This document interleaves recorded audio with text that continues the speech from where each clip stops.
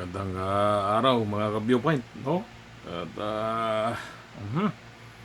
ilan na ba tayo? Marami na, no? Latest update, 847 strong uh, viewpoint subscriber, no? So, thank you very much sa titiwala, no? And then, patuloy na nagsusuporta. So, yung mga mayroon nga nag-comments, no? Gaano daw katotoo um, yung magiging um, objective itong channel ko, The Captain's Viewpoint channel, no? So, sabi ko nga dito, di ba? Once na na-monetize ito, pakita ko sa inyo paano. And then, tuloy ako sa advocacy, no? To matulungan yung kabataan ninyo. Once na magkaroon na ito ng pondo, all candidates na nag-subscribe, no? Pakita ko sa inyo, no? I want to become, I want them to be one of the scholarship of my foundation. The Captain's Viewpoint Scholarship Foundation Program. Doon ko yan siya ipapasok. So step by step, ano siya, pa-register ko yan sa, SEC, permit, lahat. And I want to have this office also para doon lahat yung transaction. Okay? Kaya yung may nagsabi na isa dyan, no? Paano daw totoo? Kasi huwag mo akong subukan, Pargoy. Malalaman mo yan kung gaano ka totoo. Baka yung anak mo o isa sa mga pamilya mo, paralin ko yan. Tandaan mo sinabi ko, babalikan kita. Okay? So, maghintay ka lang, Pargoy. Slowly but surely. Huwag kang umasa sa gobyerno natin. Pero once na monetize ito, tandaan mo sinabi ko, bumalik ka sa akin, kung ano request mo. Yun lang, challenge. Challenge mo ako, ita-challenge din kita. Okay? So, pag-usapan natin, no? Yung balik tayo, masyadong mainit eh. So, after how many days, no? Ayan na nga. Sa daming problema, dito pa rin nakapost ko sa QGC, ano? So, kahit anong mangyari, ito, gumawa na sila ng tinatawag na writ of amparo, di ba? So, just to ease the tension. Or, ito kasi ibig sabihin itong ang viewpoint, no? Paiksiin na natin ito, no? Yung salitang amparo kasi, yan, Spanish word, ibig sabihin, protection or shelter. So, ito, ginagamit, kumbaga, in the last, pambala, just to protect, no? Protect. Yan, kasi ibig sabihin yan. So, pinakabuo dito, ang ibig sabihin ng writ of amparo is a powerful legal instrument for safeguarding individual rights against abuses and ensuring that the state and non-state person adhere to constitutional protection. Kumbaga, iwasan lang itong, kumbaga, nasa imminent danger na eh. So, ito, legal documents no, ginawa nila. Just. So, huminto naman yung mga polis, diba? Nagkaroon ng ceasefire. Grabing bakbakan eh. So, pero hindi ito nangahulugan, mga kababayan, na tapos na yun. Warrant of arrest operation ng Philippine National Police sa kanila. So, ito, no? Maraming na naman tayo. So, baka iniisip natin na tapos na, nagwagi na kayo dahil nag-cease na eh. Hindi po yan. Hindi yan. Hanggat hindi nagpapakita po si pastor, no? Sinasabi ko, hindi titigil na sila. Kaya, para maiwasan yung ganito, no? Talagang humarap na lang sa korte para matapos yan eh. That's the only option.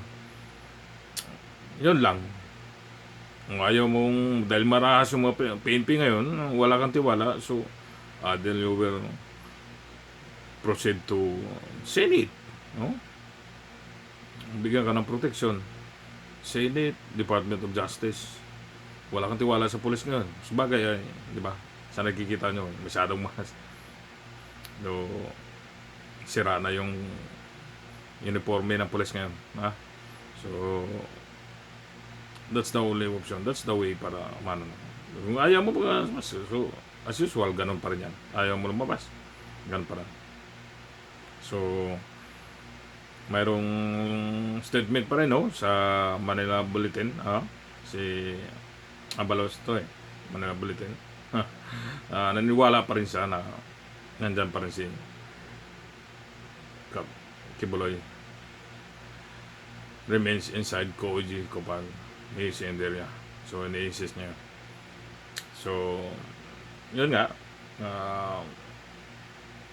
Hindi sila titigil. So, yung nilalaman ngayon ng ano yon ng temporary protection order, ang ano lang yun is, nakalagay dun kasi sa statement ng galing sa Davao Court order. Nalalaman nun na to remove the barriers around the Koji compound and stop threatening activities. So nakalabad dun sa right of Aparaw. Yun lang, yun lang. Hindi sinabi nun doon na the police will leave the area. Hindi nakalago doon. Doon yun ang statement po ng galing sa judge, no? Hindi yun sinabi na i-remove sila. I-remove lang yung mga barriers, ano lang, mga bagay doon na yung mga hindrance, and stop threatening activities. Yun lang. Kasi nga, protection temporary lang ito just to ceasefire lang. Pero hindi na ganyan na yung arrest warrant kay Kibuloy ay tapos na, hindi pa. So tuloy pa rin yan, no? Kaya sabi nyo na bakit mga balita, nandyan pa rin. Hindi yan hindi nakalagay yan sa writ amparo na police force will leave the area. So hindi, kaya nandyan pa rin sila. Kaya kahit anong sabihin nyo dyan, that's a court order, no? Kaya wala kayong laban dyan. Kasi mayroong tayong sinusunod according sa batas din. So kahit anong complain nyo dyan, bakit nandyan police, walang sinabi na alis ang police dyan.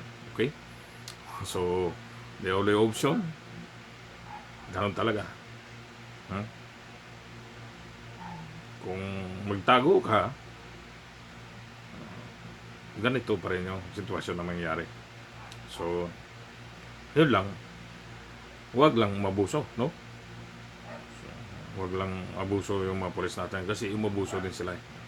Mali din sila sa nila.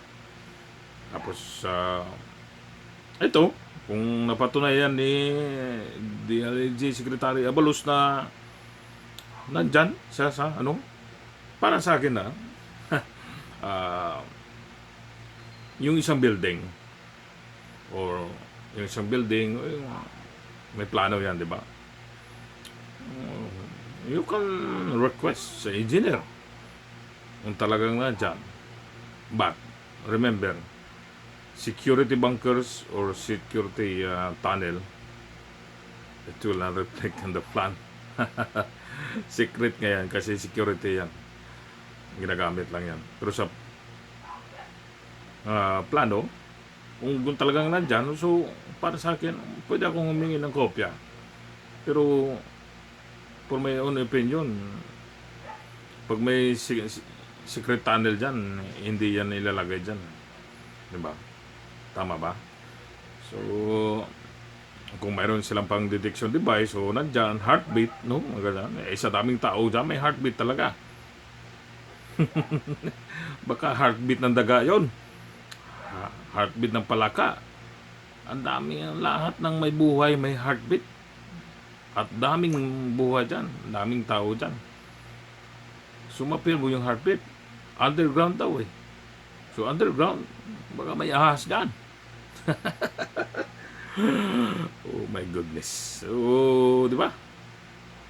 Eh, wala eh. So, ang tanong na ngayon dyan, until when? So, nasisira na ngayon yung mga ano dyan, mga tao. Normal living nila, wala na. Wasak na. Sobrang pressure, stress, lahat. Matindi na. So, apektado yung pang-araw-araw na buhay nila. So, dyan pa sa isang religious compound, no? So, para sa akin, we have to respect. Ganyan. Kasi, hindi na talaga tama, no? So, yan lang. Ano lang natin, just only point of view, no? Hanggang kailan yan? Ang ganyan mayroong ganyan. So, magsasacrifice talaga yung mga membro. Ini-insist eh.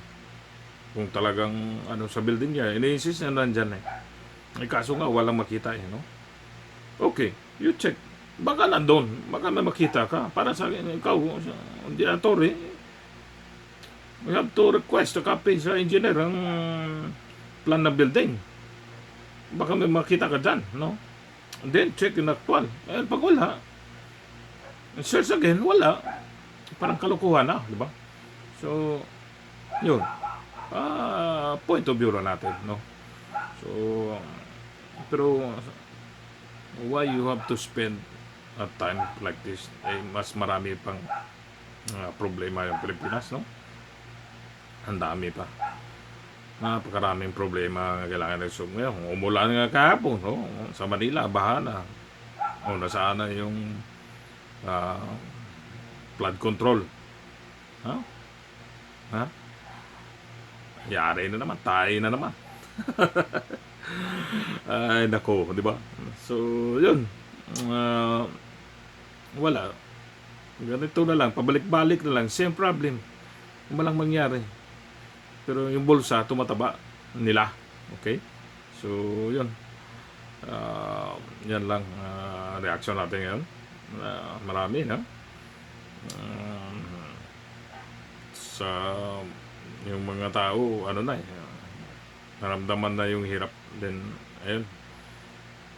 Nandun na sila sa luwas sa Bonifacio, no? Nagrarally doon. Anyway, pinapakita. At least, alam si sumabit ngayong interview doon kay Bangag, ano? During operation daw, wala daw armas yung mga police, no? Bagong tira siguro yun. Kaya, hindi niya alam nangyayari sa bansa niya. Bangag talaga. Sinungaling. Nagkamali siya doon. Statement na yan. Walang armas. Full battle gear nga. So, anong klaseng commander-in-chief ka? Diba? Ayan, mga kabayan. Ang mga pulahan dyan. Alam ko magdi-dislike yun, pero ano yan? Ano sa tingin nyo? Just be true. Hindi ako, wala naman akong inaano ngayon. Kasi nagsaan tayo, nakita naman natin. Diba? Sinasabi ko sa inyo. Rate of Amparo, I will not stay in QGC. Ito, in-explain ko lang. Pero kung sinasabi nandyan pa mga police, dito ako sa police side. Kasi walang order na ganyan. So, yan lang sinasabi ko. Hindi nakalagay sa order ng judge yan. Only remove the barriers, stop threatening activities. Yun. Pero leave all the police force in the QGC compound. No. Hindi nagtatapos yan. Kaya tuloy-tuloy pala yan. So, yun nga. Marami tayong ngayon. Kaya singit-singit na discussion, statement ng Bangag mali, no? Nagkamali siya doon, no? Wala siyang alam sa nangyayari. Anong klase yan? So, anong klaseng leader mayroon tayo? So, yun. Sana gumising na rin kayo. Mahal nyo pala yan. Sabi niya na sinisiraan lang nyo. But you seem, just be true. Sana kita nyo. Tama ba? Oh my God. So, wala, tuloy pa rin yan. Mas maganda, you have to face the court. Kung wala, patunayan mo, huwag ka matakot. You can proceed to Senate, sumama, mapagkatiwala ang sumama ka kay Bato. Oh. Senado. Para ano yan, matapos yan. Hanggat hindi yan. Naging pugante ka. Magsisipper, it will suffer all the member on the ground. So, ganon. At, yun, no, pabalik-balik yan. Lalo ginagamit din ng admin yan. Si isa kasama na yun, ha? Kasama na yun. So, mga Duterte supporter pa kayo. Kaya, on the other side yun. Not we're talking about the warrant of arrest. Dahil isa pa kayong Duterte supporter. Kaya dinidikdik pa kayo. Yun. So, naghalo-halo na. No? Ice cream na. Kaya, nakikita natin, isa rin yan sa mga faktor. No? Kibuloy is one of the full supporter of Duterte. So, masyadong pressure yung Davao ngayon. Kasama na yun. Maliban lang sa warrant of arrest, socials, gano'n na. Yung politika pa rin halo. No? So, sana, no? Wala eh. Walang pagbabago ang Pilipinas. Lumulubog lalo. So, yun lang yung kunting reaction natin, no? Abangan natin yung susunod pa, no? May masyadong stress na itong PUGC, no? Yung mga alanganin pa dyan. Pero pag bumuhos yan, pag napuno yan, ayan na, sasambulat yan. Okay? So, tanda nyo, malapit na. Kabyo point. Kunting oras na lang, mauna itong subscriber kasi 847 na. Yung watch hour natin is running almost 800 hours. So, yung kukumply natin is 3,200 na lang. Sabi, don't worry. I will keep update. Once na monetize yan, sabi ko siya. Yung isang nag-comments dyan, no? Gaano ko totoo. Patutunayan ko sa'yo. So, hindi ka mapapaya sa akin. Kabayan, ha? Baka anak mo, matulungan ko. Maparal ng foundation na to. Kunti lang. Of course, we are just started. Di naman tayo, wala tayong pundo eh. Kung mayroon lang, ano, di maayos natin yan. But by means of this platform, kaya ako ginagawa nito, no? I'm a political blogger. Dito ako nakapokus. Kaya sinasabi ko sa inyo, just by watching in this channel, nakakatulong kayo, no? Nakakatulong kayo. Generate fund. Yun. Ako, yan yung advocacy ko, makatulong, no? Nakuha ko man, ano man yung posisyon ko ngayon. Yan, sinasabi ko kumbaga wala akong gastos. Lahat, halos. No, gamit lang to. Diskarte. So, yun yung sinasabi ko. Nagawa ko. So, kaya nyo rin. So, since nagsimula ako, hanggang narating na ako ang the highest position, no? Highest rank, no? As a master, as a captain. So, wala akong ginastos. Sponsored by company, everything free, with allowances, gano'n. So, gusto ko rin sa inyo, i-share. Yan, di ba? Gusto ko rin i-share sa inyo. Okay? Kaya nyo yan. Sa mga walang kaya, tulungan natin. No? Tulungan natin. This is, dito, pagdabatehan natin channel na to, just only comments ko lang yan. But by watching this and not escaping the ads, malaking tulong po yun. Kasi continuous, no? Once na ma-monetize, no? Tuloy-tuloy pa tayo. Marami tayong kabataan, no? Okay, kung 100,000, mag-aim tayo million, isang bagsakan lang yan. Makatapos kayo ng pag-aaral, okay na. Di ba? So, this is not my personal para lang kumita ko dito, no? Ito, tulong ko to. Karoon ng fans. Kasi kayo, as a member, no? As a subscriber, as a follower, so, mag-upload, nagli-lead out lang ako, no?